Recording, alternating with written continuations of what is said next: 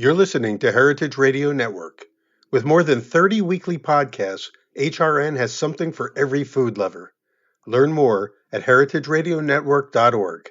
This episode is brought to you by Samuel Adams, Brewing the American Dream. Hear stories from their inspiring entrepreneurs on Let's Talk About Food, wherever you listen to your podcasts.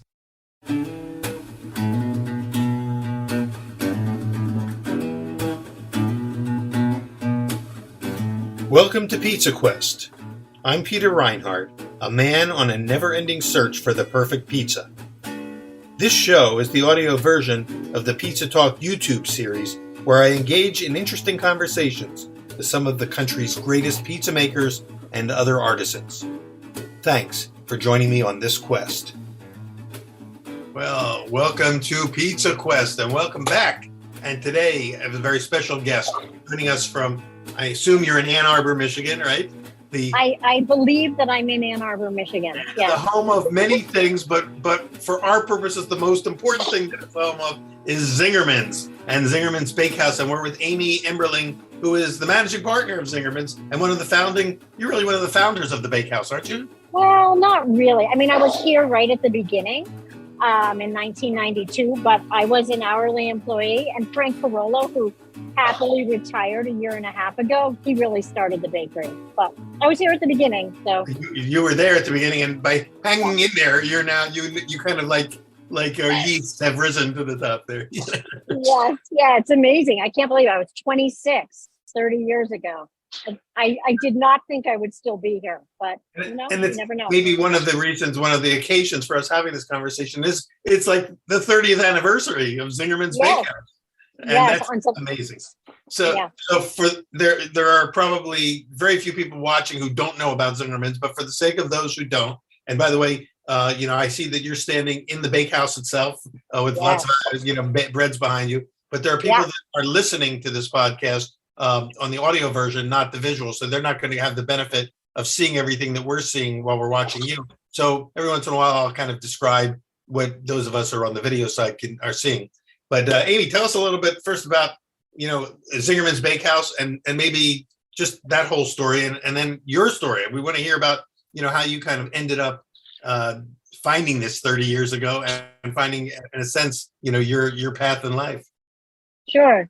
Happy to, Peter. And thanks so much for having me. So I want to tell the sort of story of Zingerman's, because Zingerman's Bakehouse is actually the second Zingerman's business. The first Zingerman's business was Zingerman's Delicatessen, and it started in 1982. And it was founded by Paul Saginaw and Ari Weinswag. So the 40th anniversary of Zingerman's Deli was on March 15th of this year. Amazing. Right. So Paul and Ari started the deli. They both have Jewish heritage. They had this vision of making, classic deli sandwiches that were so juicy that the juice would run down your arm as you were eating it. And they bought bread from a local bakery in a suburb of Detroit called Oak Park. Mm-hmm. And when they were 10 years into the deli, they were trying to figure out, what do they want to do next? And a lot of people said, you should franchise, you should open up delis all over the place. And we have the good fortune that we're in the same town as University of Michigan. So a lot of people leave town and then they say, will you please open up where they live now in Arkansas or Missouri, wherever it happens to be. So anyway, Paul and Ari, so they are very unique and visionary people, and they decided to create what they call Zingerman's Community of Businesses. And that was to give opportunity to local people who had a passion about a particular food to open up a food business that would be in Ann Arbor, that would have a managing partner that's really an owner in the business. Usually the artisan themselves would be the owner. And the businesses were supposed to have some synergy. So bread made a lot of sense because at that time, 60% of all the transactions at the delicatessen included bread. So that's when the founder of the bakehouse and my original partner, Frank Carollo, decided that they would open up a bakery. And so in 1992, that's when Zingerman's Bakehouse started. So the bakery came along, and were you able to Well, first of all, as you said, when you started, you were just working the line. You weren't, really running the show. So were you an experienced baker at that time, or did you learn on the job? I had baked in a restaurant, and I had gone to cooking school for 7 months, and that was in 1991. And where I went, all that you did in baking was, sort of yeasted things, was about 2 days. But I had baked bread in a restaurant, so I had some sense of it. And I had made desserts. I was more of a pastry person. But no, I learned here, and then subsequently taking classes. But, when when I found out that the bakery was opening, I thought, oh, that's kind of interesting, but I'd never really had an incredible passion about bread. And thinking about talking to you today, I thought about, how did I feel back then? And I realized that it really was gripping, because although on the surface, people might think, oh, it's just these four ingredients. You do the same thing over and over again. It's just different proof times, different proportions. I realized very early on that it was just incredibly fascinating, and that you could just go deeper and deeper and deeper and learn more every day. So that sounds familiar. That part of the story sounds very familiar, because it's this never-ending rabbit hole of learning. Right, absolutely. And I'm sure that is not a unique story. I know it's part of your story, I imagine, and I'm sure most artisan bakers, have a very similar story. But the timing was amazing. That the timing of the creation of the bakery, because it coincided with the emergence of the artisan baking renaissance in this country, for sure, and really globally. So you guys were right at the sort of on the doorstep of that explosion of artisanship in baking. That and were part of the contribution of, I don't know, the growing passion for bread. Absolutely, but it wasn't by accident, Peter. So Ari Weinswide, in the late 80s, early 90s, he was traveling all over the country. And he had, as the story goes, because I wasn't there, he had been in San Francisco for about 2 weeks. And he came back to town, and Frank met with him. Frank was leaving some position a business that he had owned. And he said, hey, Ari, they were friends. I'm about to go work at this other place that I won't bore anyone with the name. But, if you ever want to do anything together, let me know. And Ari said, I was just in San Francisco, and I ate bread from, may have been as many as 10 different great bakeries. And I can't get the people here to even try to make it. How about we open up a bakery together? So Ari was out there and tasting. And that's one of the things that Zingerman's is known for, is doing research, finding things. I mean, it's a lot easier today than it was then. And so that's one of the reasons we also started. Well, that's exactly when I had my bakery in the San Francisco Bay Area as well. I wonder if mine was one of the 10 breads that he tasted. That would kind of close the loop for me if that was true. Yeah, that would be amazing. I will ask Ari if that was the case. That's going to be when he was out there, if he tried Brother Juniper's bread. We weren't doing crusty hearth breads. We were doing soft sandwich bread, but inventive, creative breads. It was part of what I call the neo-traditional side of the bread boom. And yeah, because I didn't want to compete up against all the sourdough companies in San Francisco, because there were so many of them already. And then Acme was just coming on. So some of these other great bakeries, Semi Freddy's, Acme, you name it. So I wanted to have my own niche that was unique. Grace Baking, yeah. And San Francisco really was the epicenter, I think, of the American artisan baking movement, or the bread movement anyway. But it took off. And I know that I'm sure that in Ann Arbor at that time, there probably weren't too many artisan community bakeries. There wasn't a single, there had been one, but it had closed.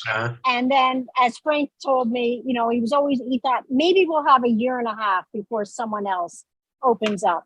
But it was at least a decade before anyone even nearby opened up. So now there are more, and it's great. And actually, since the pandemic, there are many more sort of people doing it on a micro level. And people ask me, is that a problem? No, I think it's a great thing.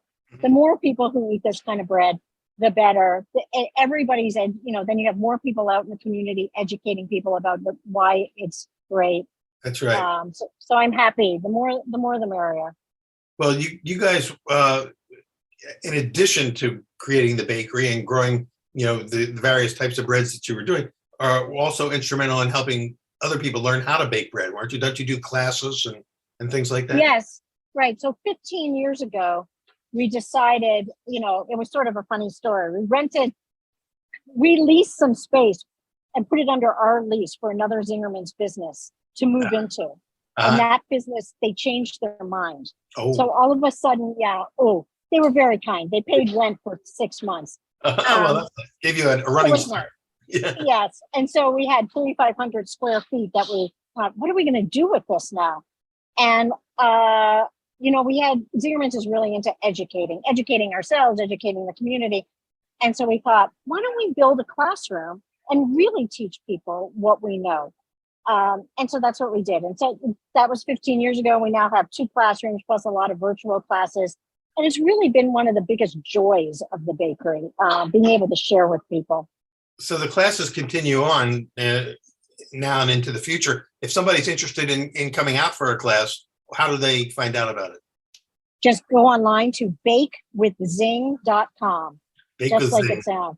Yeah, because you guys get to play with that Zing thing a lot. You got Zing Train, you got Bake with Zing. Yeah. But Zing. Yeah, it's maybe a little overused, but where did that name come from? Zingerman's? Is that who was Zingerman? No one was Zingerman. So it was Ari. So the founders didn't have great last names. I'm going to move because I've been holding this in my arm the whole time. Oh gosh, I'm sorry. And, no. And although I love the fact that as you're moving through the bakery, I love seeing the activity behind you and all that equipment. I can almost smell the breads. Right. Now we can watch while I'm on. We're near the end of the day here, so it's not that much activity. So Ari Weinsweig was one founder. Weinsweig, not a good name for a business. Nobody can say it. Nobody can spell it. The other founder, Paul Saginaw. Saginaw, there's a city in Michigan named Saginaw. Yeah, so that might have been confusing to people. And it also doesn't sound particularly Jewish, and it was supposed to be a Jewish deli. So they were actually going to name it Greenberg's. But I don't know if it was soon before they opened. They got a call from someone in Detroit who said, look, I already have that name. I already have this sign made. Please don't choose it. So Paul said that there's the famous Greenberg's Bakery, I think, in New York too. I mean, you would have gotten a lot of lawsuits probably. Yes, intellectual property. It's sort of an annoying thing. Nobody owns Zingerman's, right? You get it with the name. No. Yeah. Right. So they made it up, and Paul's grandfather told him this was in the time of phone books. Choose an A name or a Z name, so it's easy for people. That's brilliant. So they thought Zingerman sounded kind of Jewish, but it was energetic, and that's what happened. Well, I know as Zingerman's, fame and reputation grew in the 80s and 90s, one of the things that people associated with Zingerman's would hear about it is these guys are such brilliant marketing people. I've never tasted their pastrami on rye, which I hear is legendary, but at the same time, it's such a cool place. Just the name alone, all these sort of brilliant marketing ideas just seem to be flowing out of the founders and the team that was running it. I met Ari back in the 90s at a conference, and he was doing a presentation on how he would source out. I think at the time he was introducing some bacon or something like that, and people going, "What do you mean bacon at Zingerman's?" But that's the point, is that he was carving his own path, and it was pretty cool. Yes, and he continues to do that. Absolutely. Yeah. But one thing I want to say here that's really important to me, that is that all of these things that you see, they're coming from everybody's heart and personal creativity. There's it's not, when people talk about they came up with this concept for this restaurant, and that's okay. That's a very successful form of business. But nothing here was created by a PR firm or a bunch of strategists. It's really people's heart and soul. Yeah, and it all kind of grew organically, so to speak. Yes. And so when we come back in part 2, I want to hear more about that Zingerman's vision, and philosophy of business, because because that's marketable as well. A lot of people, I think if I'm not mistaken, you've offered seminars and courses on the vision behind Zingerman's, and that's in its own right a very valuable tool for people to hear about. So, and then we of course also want to hear, maybe before we go to break, maybe could you show us a little bit of what some of the products that you're making there today are? Yeah, sure. I'm actually going to take us into our sorting room, and we can see we have a lot of breads that were made during the day today. So right behind me, a nice rack of bread behind you with, I see hearth loaves there, some with seeds on top. Yeah. Yep. Yeah. That is, what I think we've probably seen in a lot of different bakeries, 8 grain, 3 seed. It was from a particular time, but lots of customers still like it. That's one of the challenges, Peter, is that even though we may want to evolve things, we first don't always want to evolve things. Right.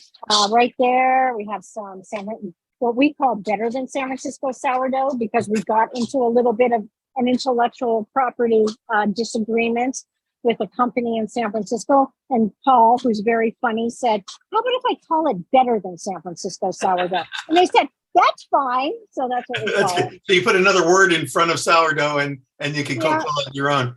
Well, that's interesting because, people used to really associate sourdough bread with San Francisco. But now, because lo and behold, we found out you can make sourdough bread really anywhere. Then, so everybody's got into sourdough now, but San Francisco still, claims sort of being the forefather of it all. What's that loaf you were just holding in your hand? It looks like I want to show you a better one of it. So this is what we call True North.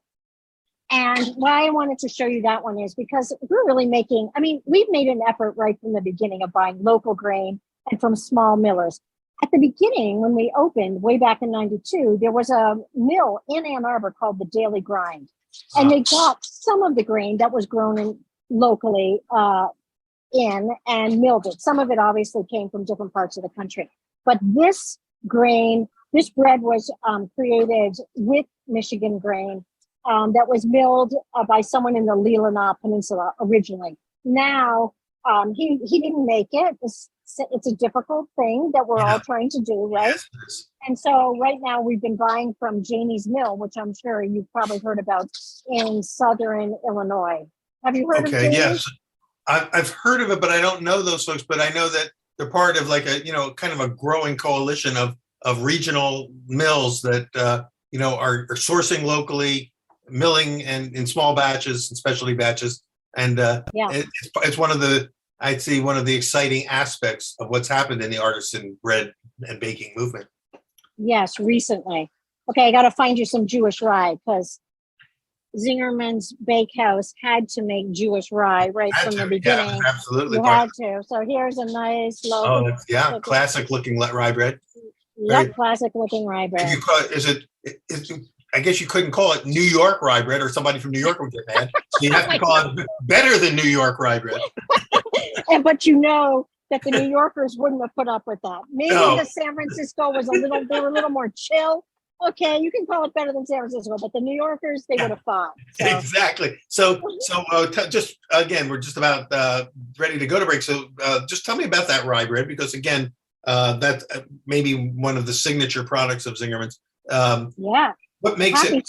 Can you tell us a little bit about, like how much rye flour, what percentage of rye flour is in there? Are there? The big question is it made with caraway seeds or without caraway seeds? And yes. Okay. I can't tell you the percentage of rye flour. I don't have it off the top of my head, but I will tell you it's not enormous, because this rye bread is based on the rye bread that was made at the turn of the 19th to 20th century in the Lower East Side of New York. And they were already using a lot of white flour. Yeah. So the rye flour that's in it, we actually mill it ourselves. Here's one of our mills. Oh, I see your mill. Yeah. Right. Yeah. Yeah. Yep. So the rye flour is in the sour. So we make a rye sour, and we also, and the other ingredient that I think is kind of unique to the bread of that time is what we refer to in the bakery as old. So I see this bucket here. It's a bucket of rye bread. A bucket of, oh, you mean like baked rye bread that are going into a bucket that's going to be soaked and ground up? Exactly. So we bake rye bread every day so that we can take it, slice it, add water to it, make a little mush and call it old. And then it's one of the ingredients in the rye. That's like a classic German technique is to put soaked bread back into the dough. And and I know some of the people who are watching it, know that, but not everybody. Very few bakers know about that trick. And I'm glad to hear. So that you make it with a sourdough starter. Is it kind of a combination of sourdough and yeast, or just all sourdough? No, it's a rye sour that, and then some commercial yeast. Definitely. Yeah, which is again, it sounds like it's essentially really a tribute to the East Coast New York style rye breads, which are very light in area. They're not heavy, dense rye breads that are more common in Germany and are starting to get maybe more popular in the United States as people are falling in love with rye in the old school, old world style. But this is New York style, really, and it's probably in my experience maybe 20 to 25% rye and 75% wheat flour. Yes. Because people really don't, as much as they want to say they love rye bread, what they really like is all the cool stuff that goes on rye bread, and they want that bread to be soft and creamy tasting. Yes, exactly. And so I think what I was told was that this bread is based on what the Polish Jewish bakers of the Lower East Side were making. That there were differences depending on where people came from. Yes. And we actually learned this bread. Do you know Michael London? Yes, sure. Michael London from upstate New York. Right. So Michael was like our mentor. And that's a long story that we can go into if you want to. But Michael taught us how to make this bread. And Michael, the way Michael talks about most bread that's like this, he'd say, it's like they take a handful of rye and they wave it over the top of the bread. Michael is a hilarious guy. That's a great story. Yeah. Well, Michael, again, a very important baker in the early stages of this bread renaissance in America. Yes. So, well, that's a great little sneak preview and taste of the bake shop. Why don't we take a short break? We'll come back in part two, hear more about the Zingerman's philosophy. I want to hear more about what you do as the managing, partner of the bakehouse. And also I want to hear about some of the signature products that you help create and get on the menu at Zingerman's. Like I know I think the old school apple pie. Apple pie, yeah. There's certain products that were your creations. I want to hear a little bit about that as well. So why don't we come back? We'll take a short break now. Those of you who are watching, we're with Amy Emberling of Zingerman's Bakehouse. We'll be back in part two in just a second. I'm Louisa Kasdan, host of Let's Talk About Food. I recently hosted an exciting live podcast event in Boston and interviewed incredible women entrepreneurs who have received small business coaching from the Samuel Adams Brewing the American Dream program. When I was applying to law school and I got in, I said, you know what? I'm still young. Let me pivot and go into the food industry and really follow my passion. I was kind of scared. It was a new thing to me. It was like, hey, I don't want me in the newspaper. I just want to be in my room in my house. So that was when I'm like, okay, now that I'm in the local newspaper, I better not disappoint the people that, that have this belief in me. And on the days that you're tired or you feel defeated, just keep going. And 10 people might tell you no, but that doesn't mean that's your end result. You just have to keep going. Hear their stories on Let's Talk About Food, available wherever you listen to podcasts. Thanks again to Samuel Adams Brewing the American Dream for supporting this episode. We're back on Pizza Quest with Amy Emberling of Zingerman's Bakehouse in Ann Arbor, Michigan. I would wish I could take a live poll right now of the people who are listening. How many of you have actually been to Zingerman's? I have not been to Ann Arbor regrettably, since like 1970, 71 was my last time. There was no Zingermans there. There was nobody named Zingerman then, of course.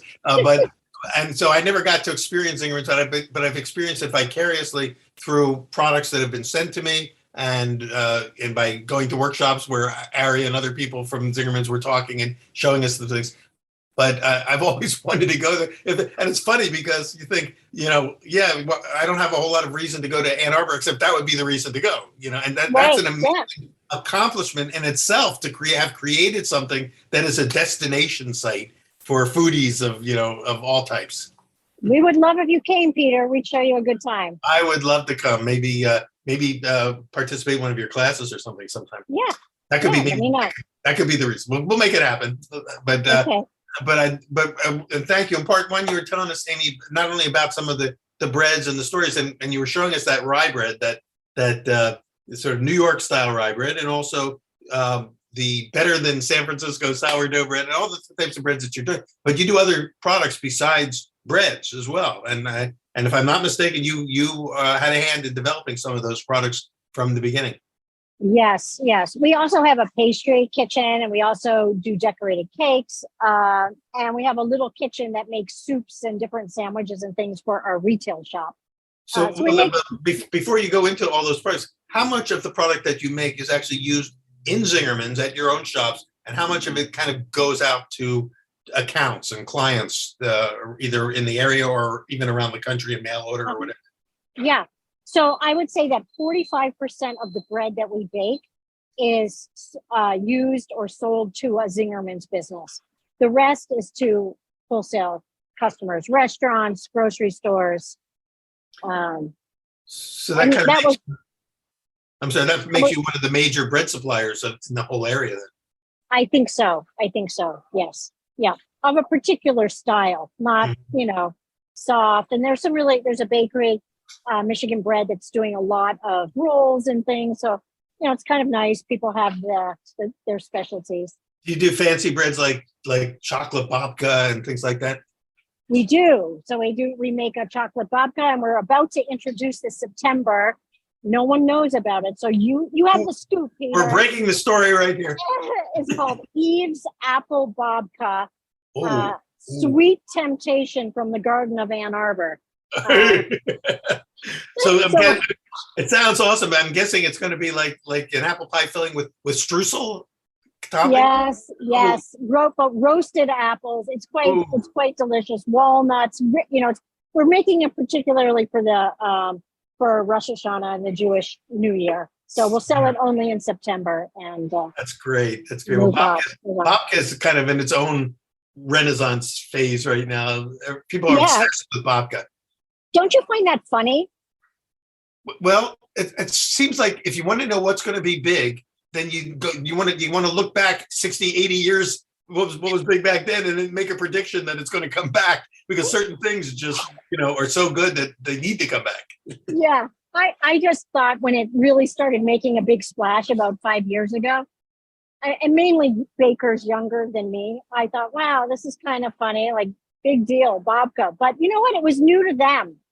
And so there was a lot of excitement, and that was great. And they brought it to another level and invigorated people's interest in it. So it's good. At the beginning, I was a little. I know, but people love coffee cake. And so babka really is just glorified coffee cake with a great backstory. Absolutely. Yes. And speaking of coffee cake, didn't you created something I think called gingerbread? Was it gingerbread coffee cake? Yes. That's still happening? Yes, we make it every year from sort of, I'd say, December through February. And it started because my husband loves gingerbread, and it was one of the sort of family things that we would do on Michigan gets kind of cold, winter Sunday. How about some gingerbread and whipped cream? And then I thought, well, why don't we do it at the bakery? I'm sure he's not the only one who loves gingerbread. So that was the beginning. But what we try to do here, and it's with the help, it's nothing. The main point I want to make about product development at Zingerman's, which, you would know better than I how it works in a lot of other places, but it's not about an individual here. It's usually someone has an idea, and then someone, might be them, might be someone else who takes the first stab at it. And then everybody starts talking about it and saying, well, what should we do next? And so no one here really takes credit for a particular thing. Maybe you could take credit for saying, yeah, we should do this, but it's really a group effort. So I'm a little, we're very collaborative and maybe a little hippie. And so. But you have, right in the name of your expanded operation, the Zingerman community of businesses. Yeah. Community is a key word for the Zingerman's brand. Yes, absolutely. And being in the community, caring about the community, trying to make a good community in the workplace is all like a huge part of our culture. So food is first, but community service is right up there. Well, tell us a little bit more about the Zingerman's community of businesses, because the bakehouse was it the first of the sort of constellation of businesses? We spoke in a recent episode with Jihai Kim, who has a restaurant within the community, right? What would you call it? A reinvented Korean style restaurant? Right. I mean, it's really traditional Korean food and dishes that you don't see in many. I mean, there are now Korean restaurants in some of the major American cities that are serving more traditional food, but that's exactly what Jihei does. I mean, a lot of dishes, there are regional dishes all over South Korea that she's featuring. So Zingerman's is, we say that we have three bottom lines. I mean, we do. We have three bottom lines. It's not lip service. They're great food, great service, and then great finance. I will tell you that when I first, so I was here from 92 to 96 at the bakery, and then I left town for 4 years. My husband was a graduate student, and he had finished his PhD at Michigan, and so we left. And I thought I would never be back. 4 years later, they needed another partner at the bakery, and they said, why don't you come back? And so we chose to come back. Why did I get off on that? That was a good one. And so when I returned, this is the connection. Yeah. I had gone to business school. And when I returned, it was very clear to me that like profit was almost a dirty word at Zingerman's. So when we say, and I couldn't believe it, like, come on, guys. I mean, I grew up in a family business. I had just gone to business school. It's like, it's okay to make money as long as it's okay to make money. But that generally, I would say that we care about service and food first, and then we try to make enough money to just stay in business. But so we make traditional food. There are 11 businesses now. Zing Train, which teaches our business practices, is the only non-food related business. Zing Train is an actual business that people can basically buy the training for how to do business? Yes, how we do business. So we just share. It's like open source. Zing Train became a business and I think around 1994. So long before people were talking about open source. Yeah. So we just share everything that we do. And it's like, go for it. If you could do it too, wonderful. Let's all try to do business this way. Anyone who's interested. So we have a mail order business. We have a Zingerman's Creamery that makes fresh cheese and gelato. We have a coffee roasting business with a cafe. We have an event space, mainly weddings, but also corporate things called Zingerman's Cornman Farm. Zingerman's Mail Order, which ships all of our food all over the country. So, and they make some of the things that they're shipping. Zingerman's Delicatessen, obviously. Oh, and I can't forget Zingerman's Roadhouse, which is an all-American restaurant that serves sort of traditional dishes from across the country. Oh, fantastic. So those are some of them. Now, does that mean that each one of these businesses has an operating partner who essentially owns that owns their own operation? It's not run by some corporate team at the Zingerman's headquarters that's telling you all what to do. Absolutely. Yes. None of us would tolerate. It's not going to work for you 60s refugees, Exactly. No, I mean, actually, someone's daughter used to come to the bakery with them occasionally when she was about 7, and we'd give her a clipboard, and her nickname was Corporate. And we would go around and say, guys, watch out, corporate's here. Yeah, right. Anyway, yeah, that was our version of corporate. So yeah, there's a managing partner who's an owner in each one of the businesses. So someone who really is passionate about whatever the nature of the business is. And people own They own different amounts. Paul and Ari, the founders, own some of each one of the businesses. And for many of the businesses, we're like really instrumental in, I just want to show you, there's a nice rack of pretzels. You probably can't quite see it. Bavarian twisted pretzels. Can't see it. That was a great shot of, they were going into the oven, right? Those pretzels were rolled into a rotating rack oven. And now do those pretzels, they're Bavarian style, do they get dipped in lye or anything like that before they bake? Yeah, they sure do. They get dipped in lye. I'm going to see if I can give you a little closer picture of it rotating. And this is Joe. Hey, Joe. Hey. And now we're seeing inside a rotating rack oven where the whole rack is going in loaded with Bavarian pretzels, spinning around. Are you getting a little steam bath going in there? It's blasted with steam, and they're going to bake and come out golden brown because of the lye. Right. So another big part of a couple of big important things that are part of the whole Zingerman's world is that we have essential services. That's not corporate. It's where IT, HR, marketing reside. And the whole idea was, as an artisan, as a baker, I might not know how to run a business, accounting, and we need help. And so Paul and Ari had the thought, we could provide this business support for people who want to focus on making bread or making pastry or making cheese, and let them make that. And then we can advise them and help them so that they can run a successful business. It's like an intellectual commissary that provides the support for all the different spokes of the wheel, right? I think you're the marketing genius, Peter. Yeah. I wish I could actualize something the way that you guys did that, because that's pretty, I mean, it makes so much sense. There are restaurant models like that, right? Lettuce Entertaining in Chicago, where they've got so many great chefs, each running their own show, but all tied at the hub to, a great support team, a management team. It sounds like, so does each entity, each business entity within the community have their own board of directors or advisors that report to a sort of an oversight board, or how is oversight handled?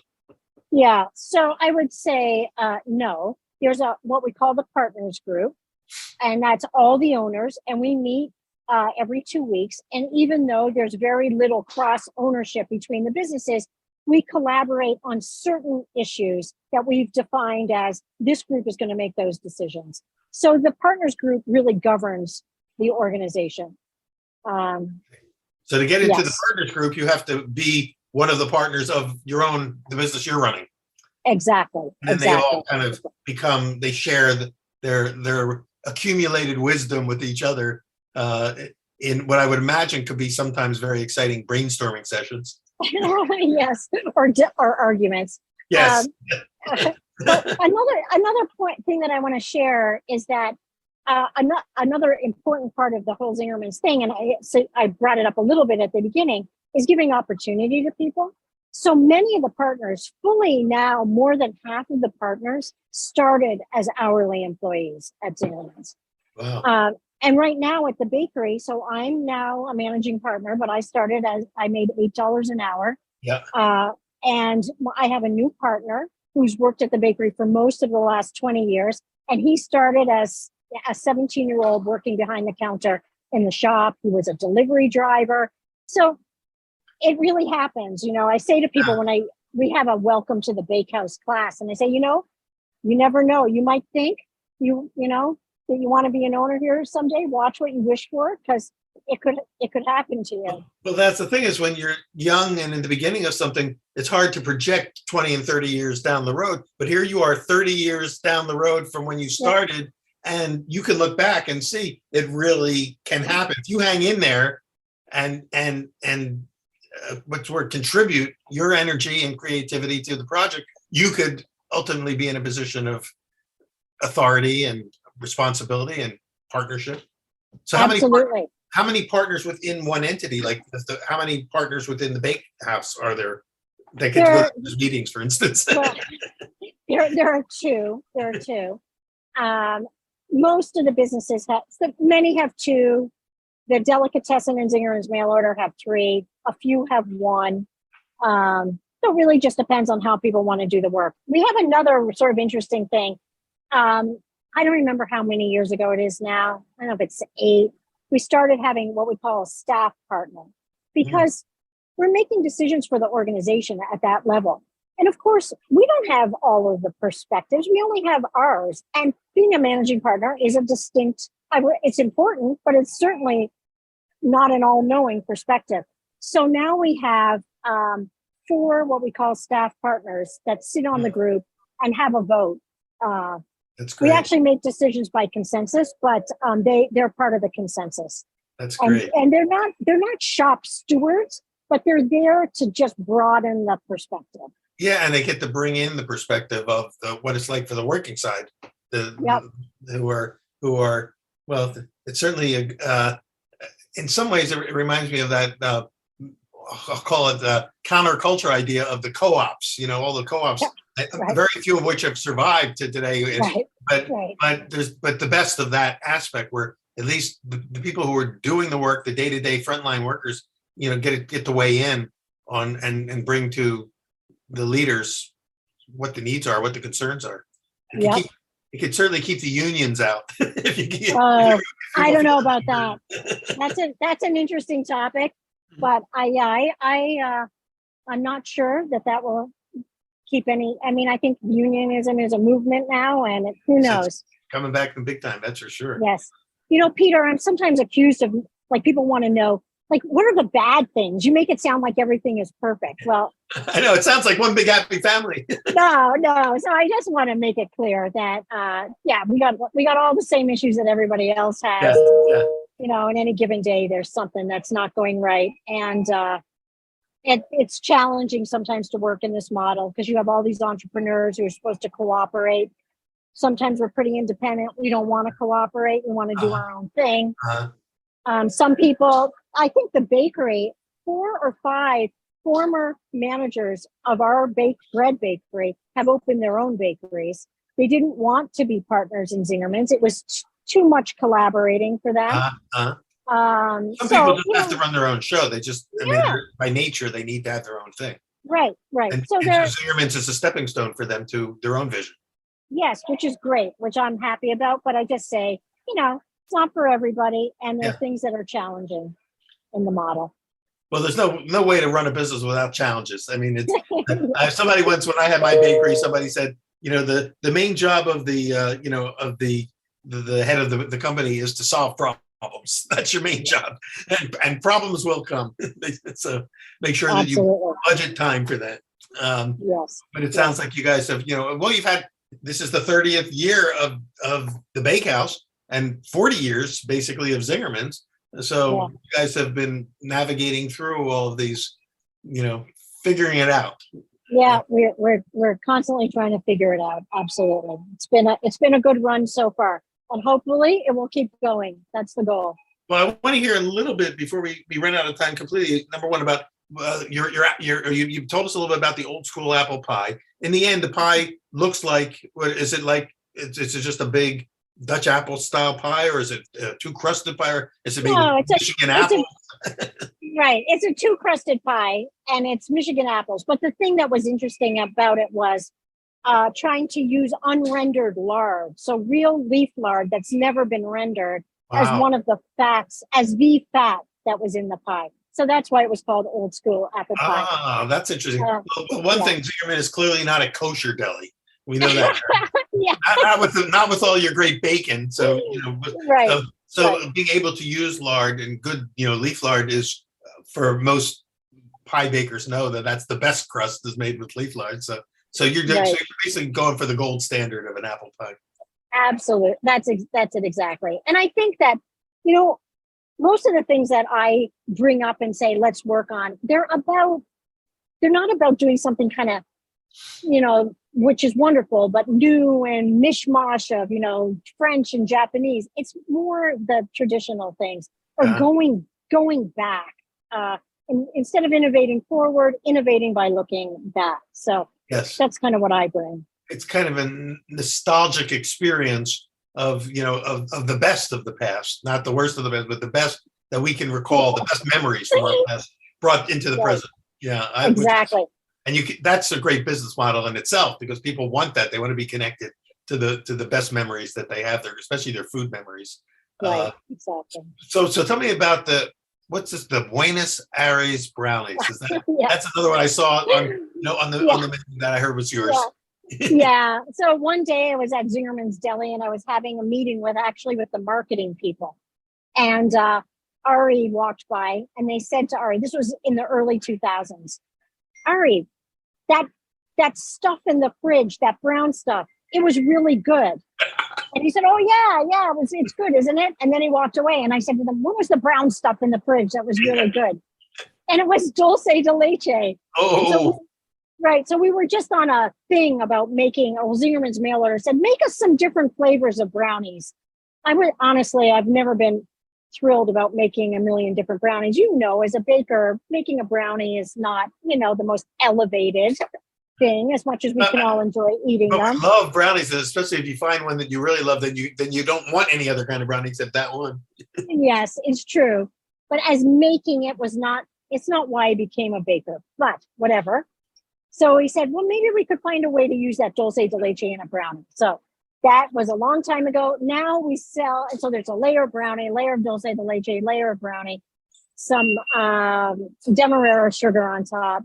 Yeah. And we sell literally tens of thousands of them in a year. And the bakers don't love me for it because it's a little bit of a process getting that dulce de leche at the right temperature, the brownie at the right temperature, so that everything that you can actually build it.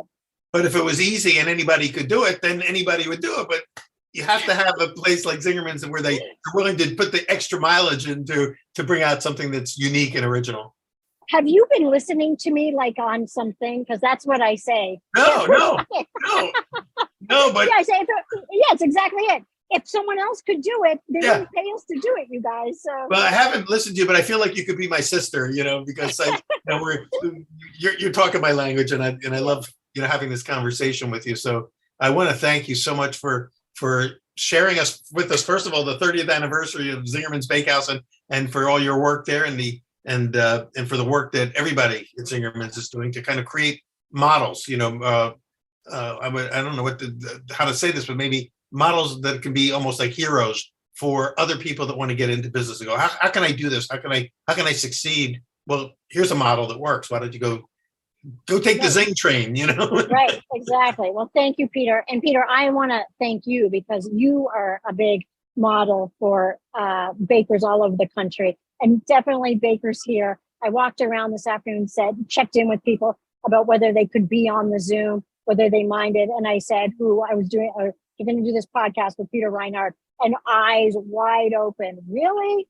So thank you for all that you've done. Well, as you know, Pizza Quest is mostly about pizza, but we always say that really pizza is just sort of the door opener for a bigger issue for us, which is the celebration of artisanship wherever we find it. And Zingerman's is almost an icon within the artisan community of bringing out great products, and also now, as I'm learning more and more, great business models for how to do a business in a not a new way, but in a way that works and is humane, is sustainable, humane, ethical, caring, loving. I guess ethical is really the key word in all this, I guess. And so thank you, and please thank Ari and whoever else is in the leadership team. And when you were talking about that leadership team, though, it made me wonder.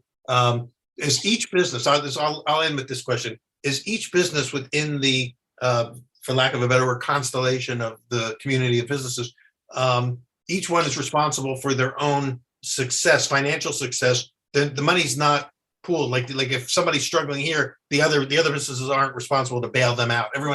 Each business has to make it on its own.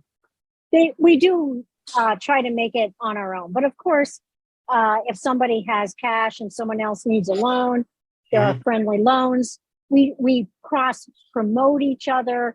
If a business, like say the creamery was young and new, we would try to create items that use their cheese or their gelato to promote it. But basically, the finances are separate. Well, that's good. It's like you say, it's a family. You guys are a family of businesses, and and so you help each other out. But right. don't come begging for money to me if you're not cutting it. You get your act together. I'm sort sure. of. I'm sure it's a little warmer. Some tough love is spoken at these meetings as well. Well, we all share the same name, and so we want to make sure that the customer experience is really good at each one of the businesses, and that the employee experience is really good at each one of the businesses. So there is conversation to help one another get better at what we're doing. Well, that's it. Well, again, Amy Emberling, thank you so much for being with us today, for sharing the Zingerman story, your story, and I will look for it. I'm going to look for any excuse I can to get out to Ann Arbor and get together with you in person. And yes, please. You could teach a class. You could have a special dinner at the Roadhouse and promote your book. Come, join us. I would love to. That sounds great. Okay. We just got to figure out a time and a place to get me out there, and maybe you and I can communicate by email, and we'll see if I can get on your schedule for the class program. That would be great. Thank you, Peter. Thank you. It's a all pleasure. right, everybody, and thank all of you for either watching or listening today to Pizza Quest. I'm Peter Reinhardt. Amy Emberling's been with us. We'll see you on the next episode of Pizza Quest.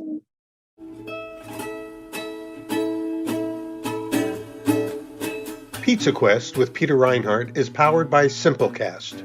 Thanks for listening to Heritage Radio Network, food radio supported by you. Keep in touch at heritageradionetwork.org/subscribe.